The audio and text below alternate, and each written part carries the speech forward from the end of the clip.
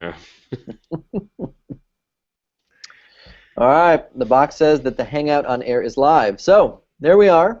For those of you who are going to be tuning in, we are trying to be good stewards of time and starting at noon Eastern, 11 Central, 10 Mountain, or 9 a.m. Pacific, if you're heading that far west in the U.S.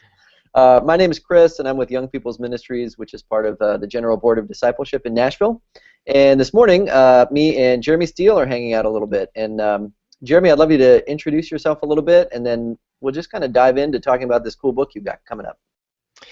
yeah, thanks, Chris. I'm Jeremy. I'm a pastor, youth pastor. You never know exactly what to call yourself, but I've been doing ministry with teenagers for about 17 years, 16, 17 years, and right now I'm serving as the next generation minister at Christ United Methodist Church in Mobile, Alabama, and I write a little bit. I've written a sexuality resource for the GBOD and some other things. And I've got this new book coming out called Reclaiming the Lost Soul of Youth Ministry, and I think we're going to talk a little bit about some of that today. But I'm really passionate about our theology being practical and not just random ideas. So there you go. Yeah, and the subtitle of your book too is I think an important one to be able to point out. Reclaiming the Lost Soul of Youth Ministry is your title, and then the subtitle is A Wesleyan Field Guide.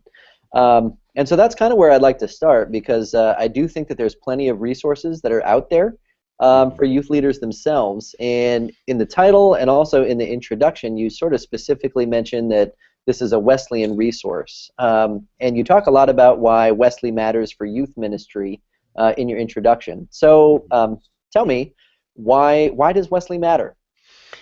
Well, the simple question, the simple answer is Wesley's life and theology. It just works for students. It works for the next generation, and something for me. It feels like sometimes Wesley has been sitting in my office for the past 10 or 15 years, listening to kids ask questions, because the answers that our kind of heritage offers. It feels like uniquely appropriate, uniquely suited for this moment in time. So Wesley had this crazy idea that maybe God could use him to change the world, and not just change the world by convincing them of some sort of new idea or new academic theory about God, but really actually change the world, like the way people lived and spread this new kind of scriptural holiness throughout the land, and he believed that, and so he develops this perspective that says, that has this big idea that God loves everyone. I mean, God, and really everyone, not just kind of like the people who like God, the people who are already following Him, but really everyone, and God loves them in a very active way, and His love is kind of the best kind of love. It's unconditional, but it's also unstatic, right? He doesn't love us and not want us to change, and so then the question often comes is, well, then how is it that we're changed? How is it that we're transformed? And that is so cool. That's really exciting, because Wesley, the way he talks about transformation, right? He says that it's through the filling of the perfecting love of God that we are transformed. And as we surrender our life more and more to that perfecting love, we are transformed more and more into the image of Christ. And I'm going to tell you, I don't know any person from the next generation that I've ever met that doesn't already believe in the transforming power of love. It doesn't already believe that he says he really should probably love everyone and really should probably do good things for everyone. And we have these kind of answers because this is our perspective on God, and I think it's uniquely suited for that. I think it just works, and so it's important for us, because we have this incredibly, I hate to use the term, it's overused, but relevant theological perspective, it is so important for us to live that out. I guess maybe to understand it first, but to live that out in the way we do ministry, because I think that if we can live that out, we have a potential to change the world in the same way that Wesley did, and to introduce the next generation to a God who loves them, who loves the world, and wants to transform them through the power of His love.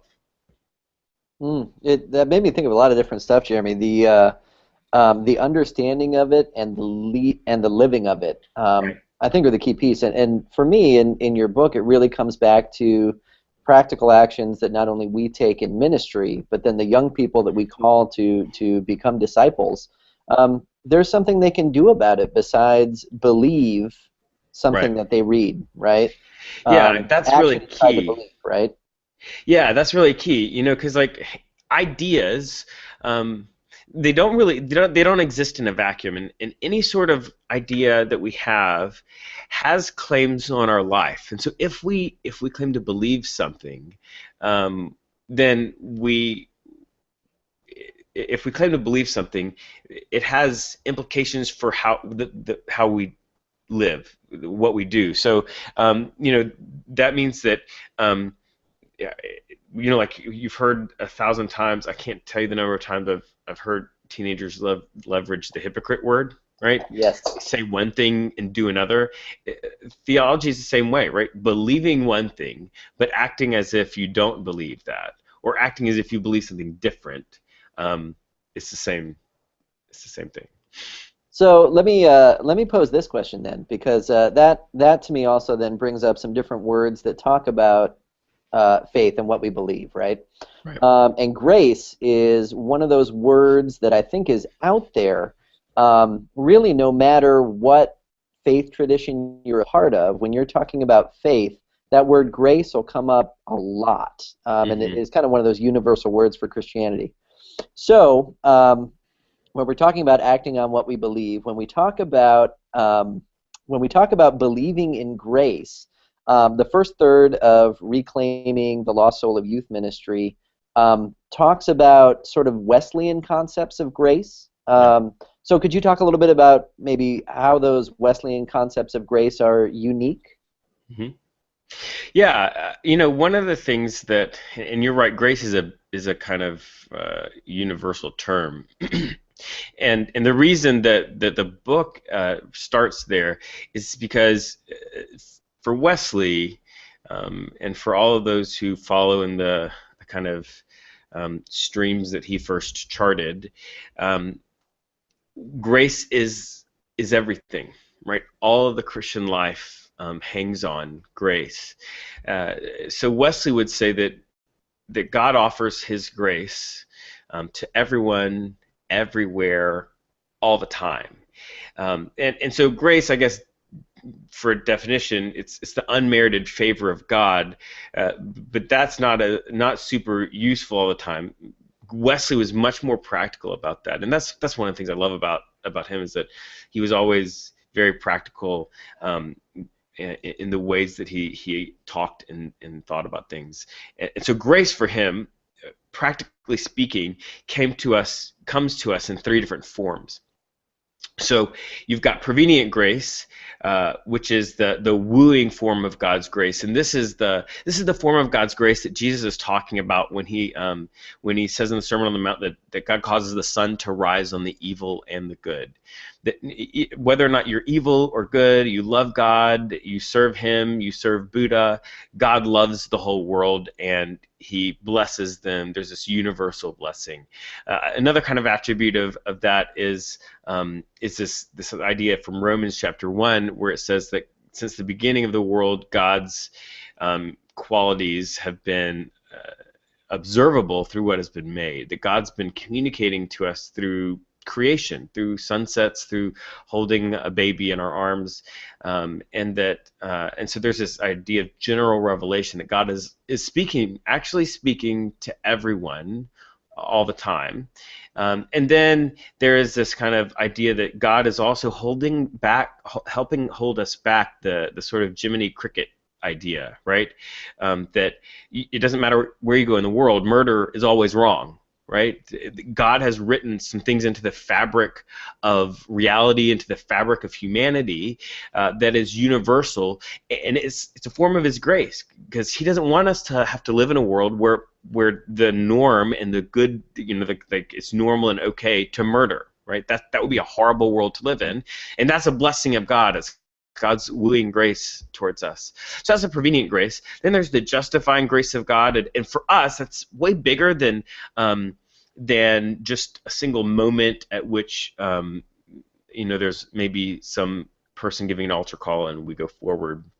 But for us, justification is about it's really about Jesus, right? It's about turning our lives and following Him, and so that happens in lots of different ways. But that form of grace for us is the grace where we see Jesus and we follow Jesus, and so Wesley kind of struggled with that part of his personal experience, wondering whether or not I'm saved, right? Wanting an assurance of salvation. We can get to his questioning later, I guess. Then the last form of grace is sanctifying grace, and that is his this idea that God wants us to be more than we are, and God empowers us. He both calls us and empowers us to change, to change into more. To transform us more and more into the image of Jesus, and that's like super powerful for us as ministers, because each one of those forms of grace has, we're talking about that it has claims on what we do, and so how we do ministry, how we do youth ministry should look different, because we believe those things about God, and we believe that God, there isn't just this one moment in time where we receive the grace of God, but that it's always being offered to us. I think too that that concept, especially for youth ministers in the UMC, is a really important one, because it sort of gives some freedom to grace, right. To let it move and breathe and be dynamic, Mm-hmm.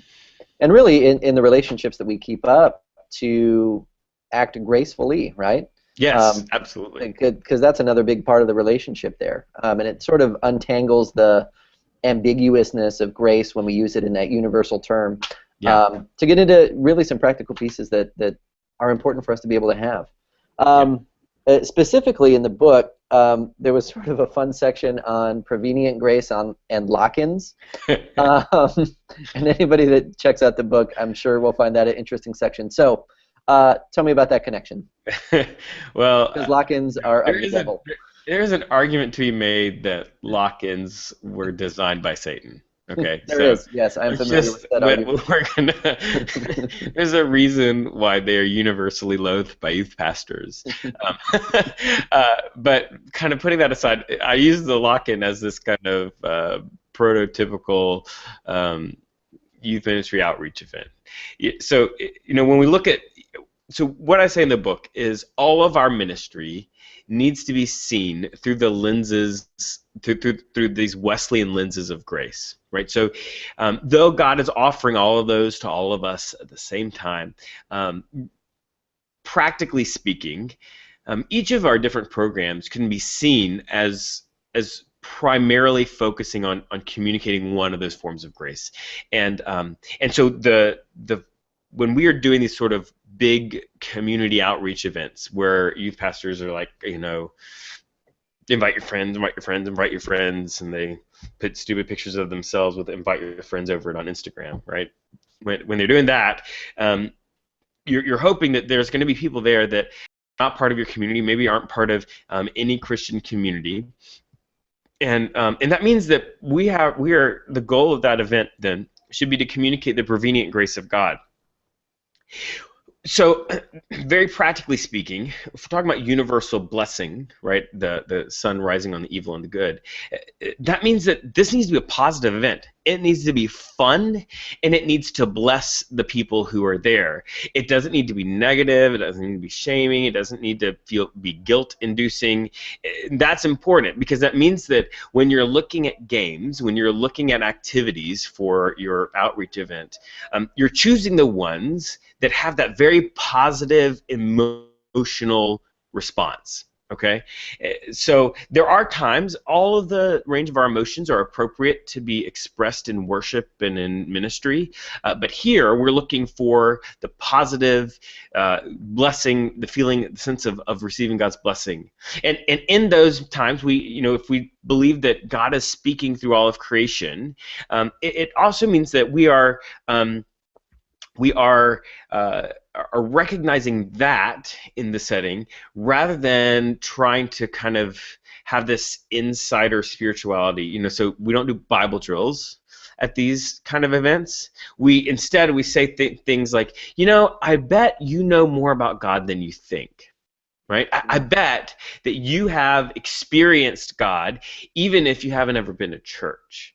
And when we say those kind of things, and we recognize the fact that God has already been speaking to him, we call forth the work of the Holy Spirit that has been being done already.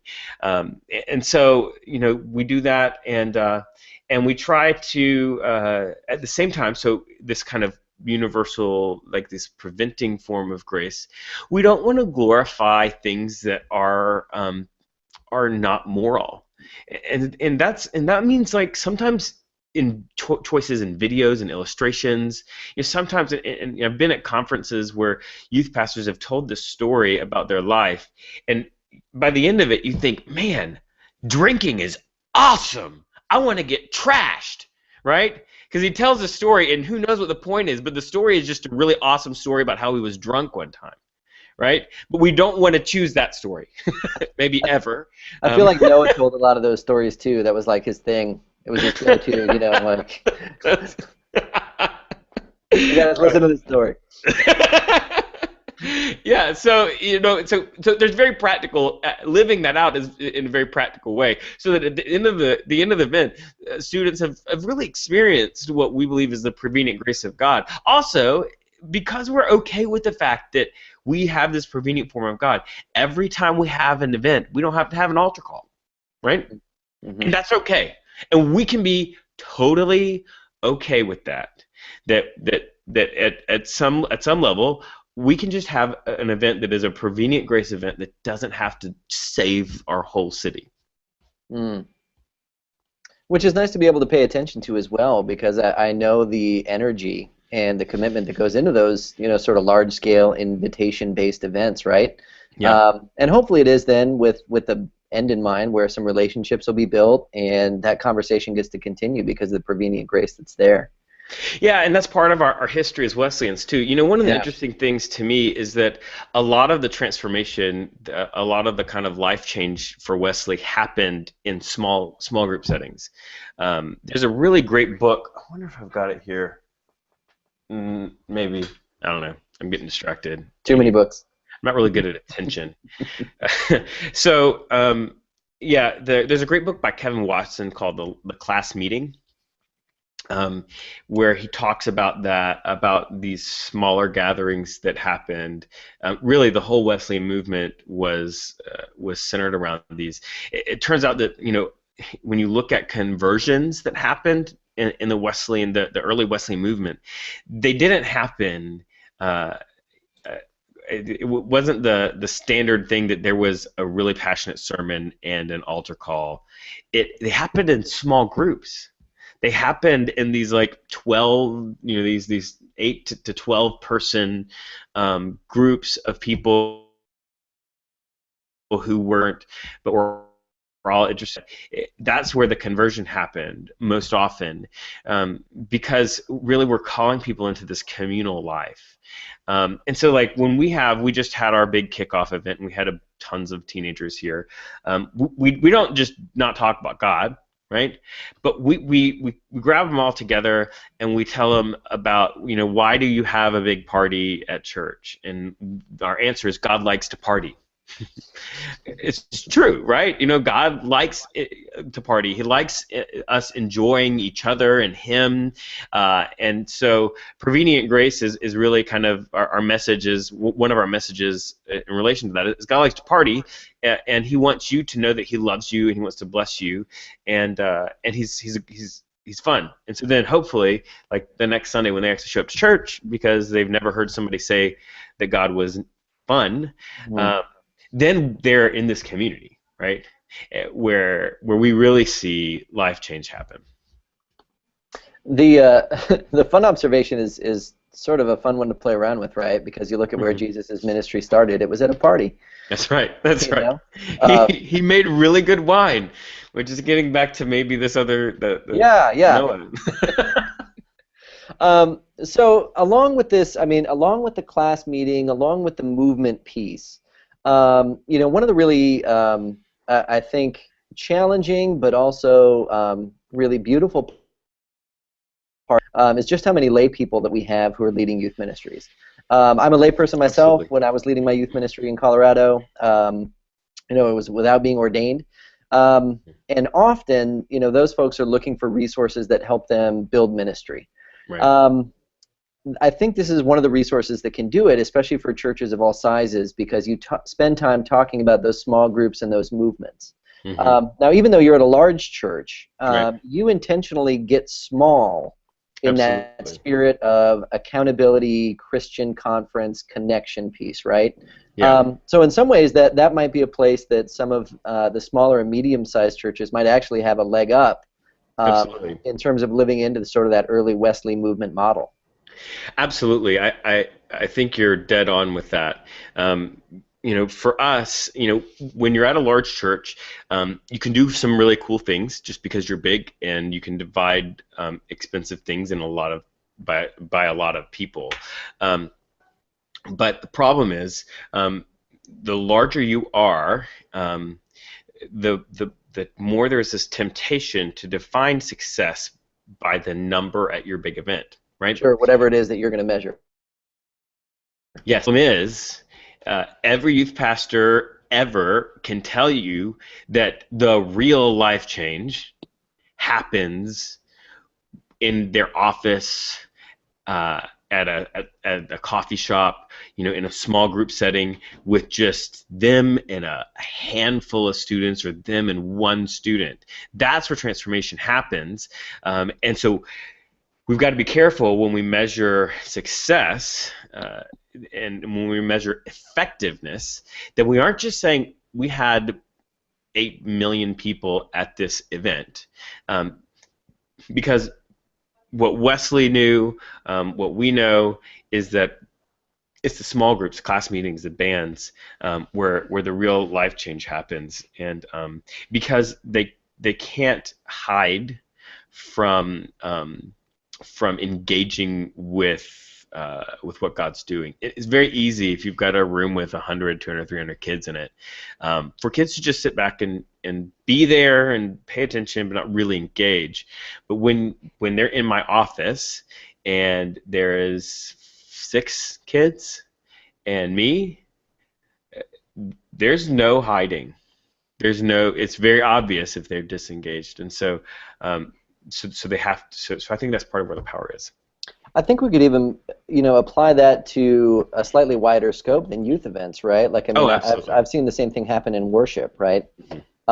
I mean, part of your book talks about, acts of piety and mercy and how important those are in terms of God's grace being able to, act and sort of round us out.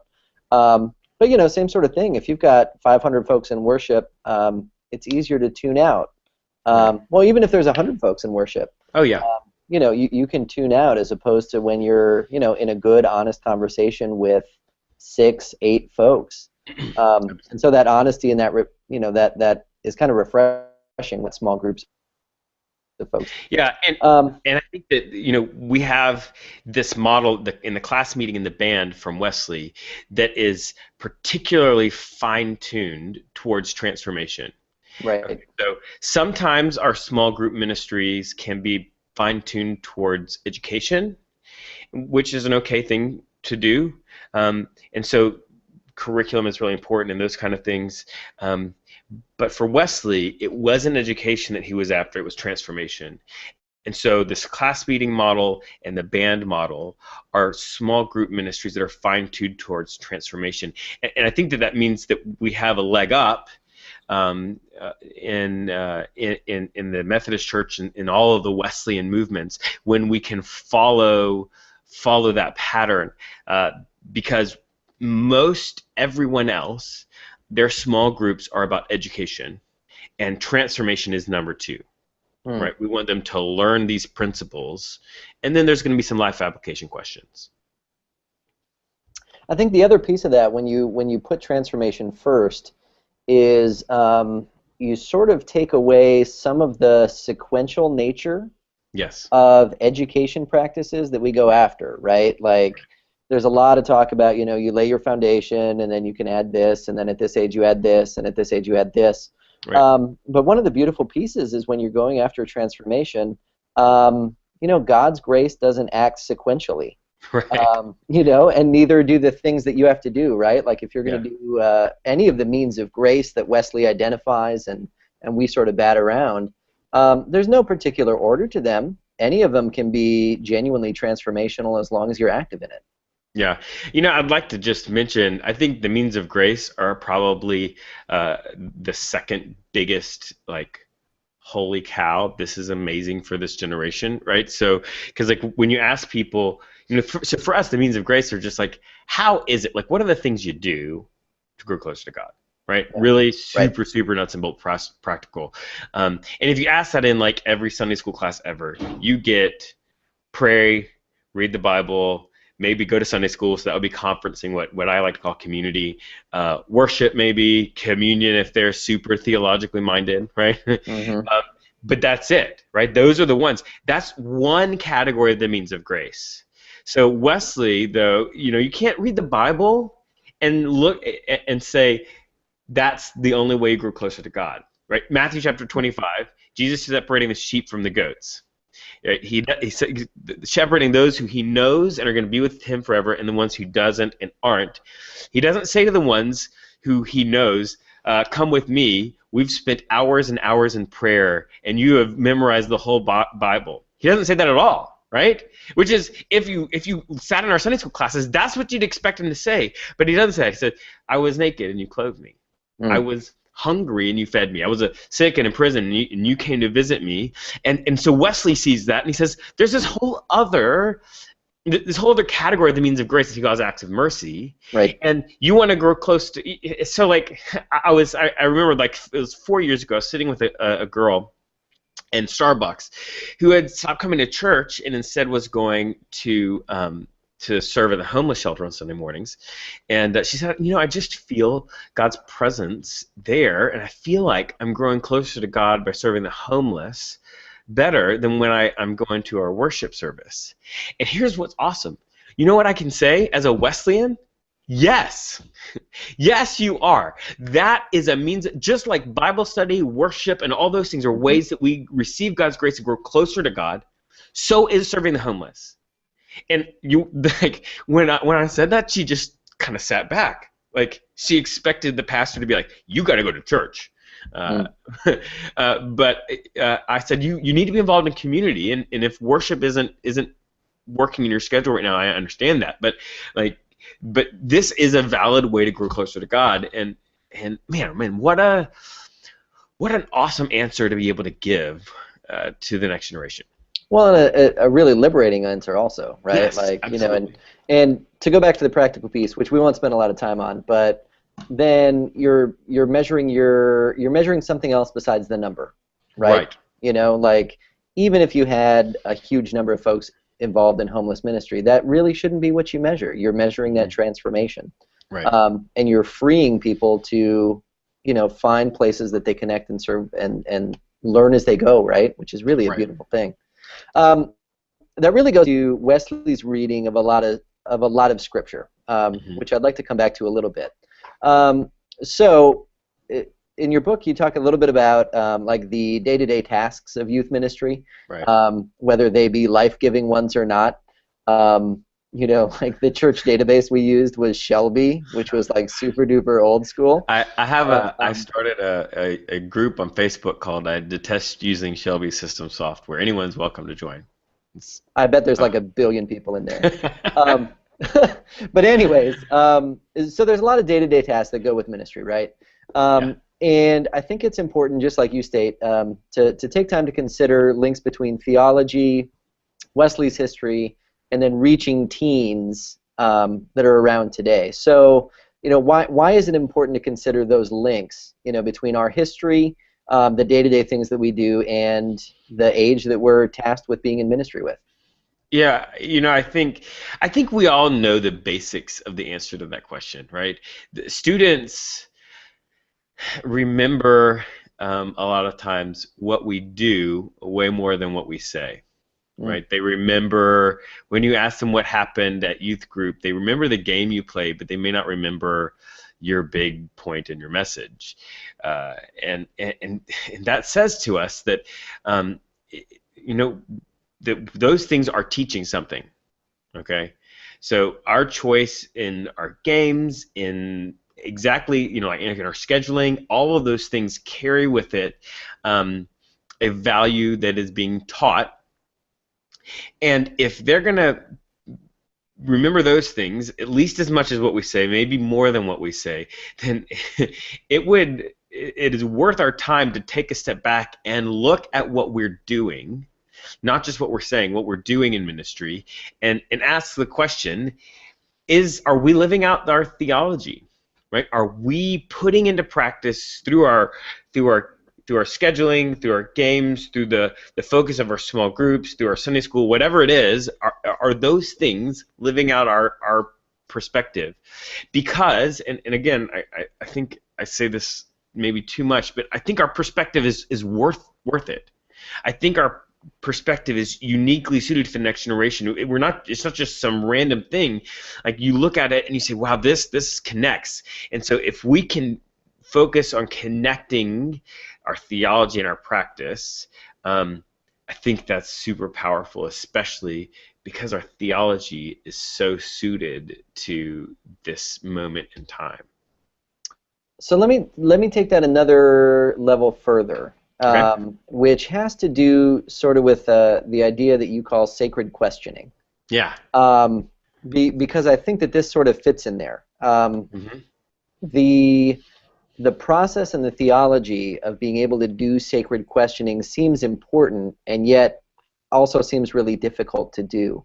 Hmm. Um, Especially in the wake of having other groups that their theology sort of says, okay, we have an answer, let us Yes. share that answer with you, Yeah. and we'll grow the relationship from there. So tell me about sacred questioning, tell me about the asking of questions in our faith formation, and how our theology plays into that. Yeah, too often in our churches, um, and I hope this doesn't happen in a bunch of Wesleyan churches, though I know that it does. Um, we silence questions. Sometimes we use the verse from Jesus being tempted in the desert, don't put the Lord your God to the test, which totally isn't talking about that. Um, but kids have questions about their faith, and they might be questions that are, deep questions like, I'm not sure if I believe in God. Mm-hmm. Or questions like, I don't know that what I'm learning maybe in my science class and what you're teaching me on Sunday morning in the book of Genesis match up.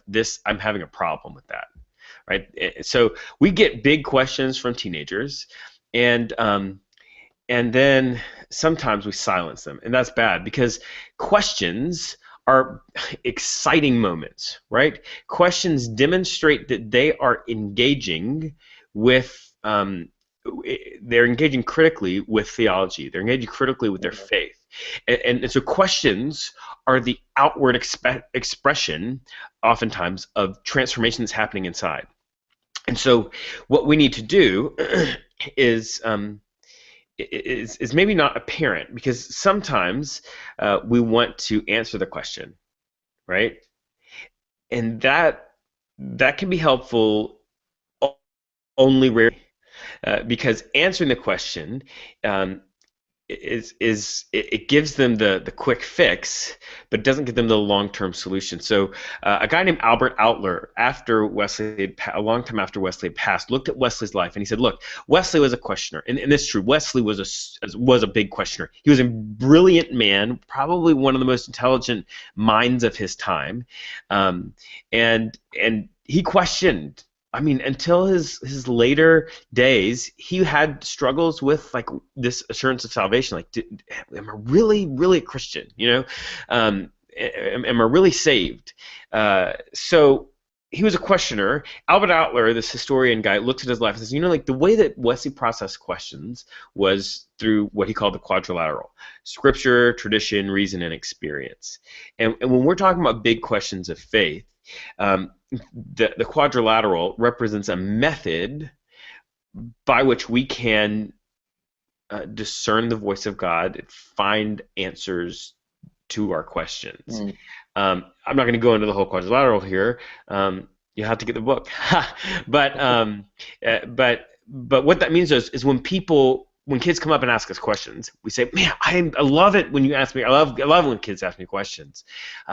Let's talk about that." And so you guide them. You say, like, here's the kinds of things that we want to look at. We want to look at scripture. We want to look at tradition, the people that we respect around us. We want to look at our life and our experience of the world, and we want to look at all of that logically. And we're going to discover together. And so you can walk alongside them down that quadrilateral path. And as you do that, you're not just helping them answer the question. That's whatever. You're training them how to question, how to engage in the spiritual formation practice of questioning. And that will last way longer than the answers that you can give them. I'm having two thoughts related to that. I really agree with a lot of what you said. I think that the other thing practically that process does is it helps avoid sort of like the ask a question, get an answer, put a quarter in, get a Coke out, whatever. That's right. Especially because all the different people that they ask that question of, when they're really wrestling with something deep, and it's beautiful with kids because they're not afraid to wrestle with deep questions. I think as we get older, maybe we stop asking harder questions because we don't want to go through that Jacob to Israel, I'm really wrestling with this thing. That's right. So kids aren't afraid to ask hard questions, deep questions. They're also not only asking you. And so if you participate in just the giving of an answer, it lets that kid then say, okay, so I'm going to go ask somebody else, and I'm going to get a different answer, and I'm going to get a different answer. And that doesn't necessarily help transform me. All that does is give me more information that's already going on with my conflicted, internal self or whatever. Right. So that's one big piece that I think practically it really helps folks avoid. The other one I think sort of leads into the age that we're in, because kids, in addition to asking people, they'll Google it, right? Right. Yeah. And so practically speaking, I think that having a good theological base of how to ask questions and finding a process to work through things also then equips young people to discern through all the different answers that are out there. Right. Absolutely. To help them find what will fit. Yeah. And as youth leaders, I think that's really one of the big things that we aim for, right? And working through that process together is such a huge thing. So yeah, sacred questioning is genuinely important. I'm glad that you brought up the quadrilateral, because any good confirmation curriculum, right, should somehow bring that tool up as part of the sacred questioning we participate in. Yeah, and the thing is, though, sometimes we teach it in these boring ways when it is such a powerful tool. You mean the whiteboard where I make it look like a window isn't a thing anymore? Yeah. And that's really part of, I think, the book, my heart with this book, I've been trying to wrestle this out. It's really it's really an expression of my life over the past, 10 or 15 years. My goal is to take the academicness off of our theology and kind of fuse it to our practice of ministry, and because even confirmation is a perfect example. too often our confirmation is just telling principles, and it's that we lose the power there. So yeah. So something else that, I mean, confirmation is really a part of almost any youth ministry. Yeah. Last question I've got, we already ran over our half hour by a little bit, but that's okay. We won't go too much longer. The last one I've got kind of has to do with the last chapter in your book, which is called Bake Sales That Change the World. Yes. Fundraising is a reality for youth ministry. Absolutely. Right? Like, one of the beautiful challenges of the ministry that we're in is it has a really hard time paying for itself. Yeah. It just practically does. Our big fundraiser at my church was the pumpkin patch. I would sit outside the entire month of October and sell pumpkins so that we could fund our mission trips, right? And then inevitably, like November 2nd or whatever Sunday that the pumpkin patch was done, I'd have some parent come up and be like, wow, that was great. We really made a lot of money. Why don't we do a Christmas tree lot too? And I'd be like, let me buy you a cup of coffee and tell you no. And no reasons why. At least you didn't just scream and run away. Right. Yeah. I'm going to go this way, and you're going to head that way. But fundraisers, being the reality that they are, how do we make those theological endeavors in our ministry? Right. Like you've kind of talked about getting out of the high clouds of theological language, but you've got this real practical thing that, if we think about it in theologic terms, makes it more manageable, more doable. Well, it makes it more and everybody has their thing that they don't like. Some people don't like the big fun events. Some people don't like fundraisers. Some people don't like whatever. It's all really touched by our theology. Fundraisers,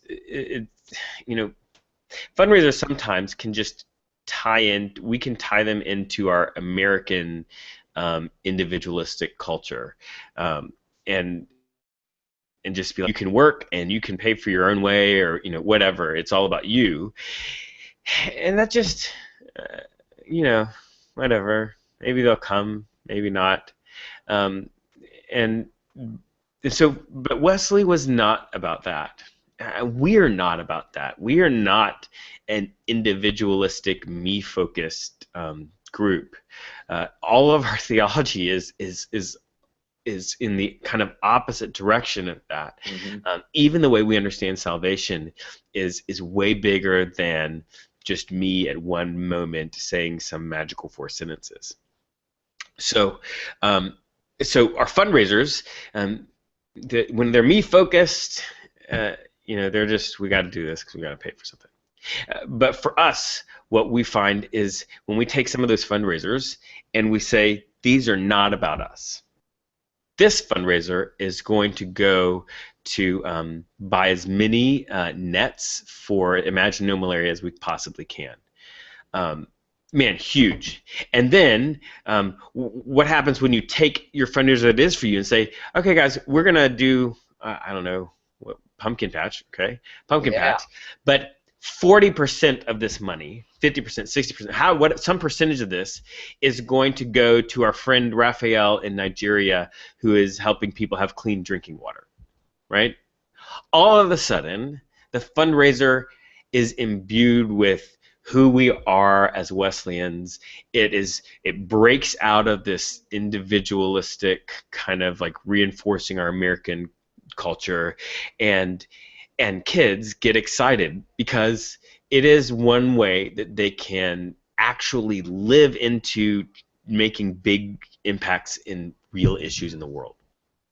And I also feel like it breaks away from the cycle that they are exposed to in a lot of other spots as well, right? Like being in youth ministry, you get hit up for Girl Scout cookies. You get hit up for Boy Scout popcorn. You get hit up for every high school that has that card that gives you $5 off a piece of pizza or wherever, right? Like you get those things. Hot dog, right? Yeah, but those are all organization or self-serving enterprises, right? Mm-hmm. Like the money goes back into the individuals that are part of the group. And so, yeah, expanding it beyond, I think, is a beautiful step. And when you think about it theologically, as we've talked through it, it really gets back to the heart of the Wesleyan movement at the beginning. Yes, absolutely. Yeah, that's cool, man. If you want to sell pumpkins anytime, you totally can. Yeah, we've got plenty. We've got a couple of truckloads showing up in a couple of weeks. So. I've been joking around with people that being from Colorado, like in Colorado and Washington, bake sales are going to be the way to go because of recent changes in laws. There's a lot more eating of brownies and cookies, and so. Yeah. On that note. Jeremy, it is always fun to see you and hang out with you. Again, you still have that copy of the book sitting around, Reclaiming the Lost Soul of Youth Ministry, a Wesleyan Field Guide. You can find it on Seedbed and Amazon. I don't know, something giant. It's coming on Amazon. It takes a little while to get all the distribution channels worked out. But right now you can go to seedbed.com, click on their store, and it's right there on the front page. Yep. Cool. Jeremy, thanks a ton. Again, my name's Chris. I'm with Young People's Ministries at Board of Discipleship. We've been hanging out with Jeremy Steele, who's at Christ United Methodist Church down in Mobile. And Jeremy, it's always a great time hanging out with you. Yeah. Thanks so much, Chris. All right.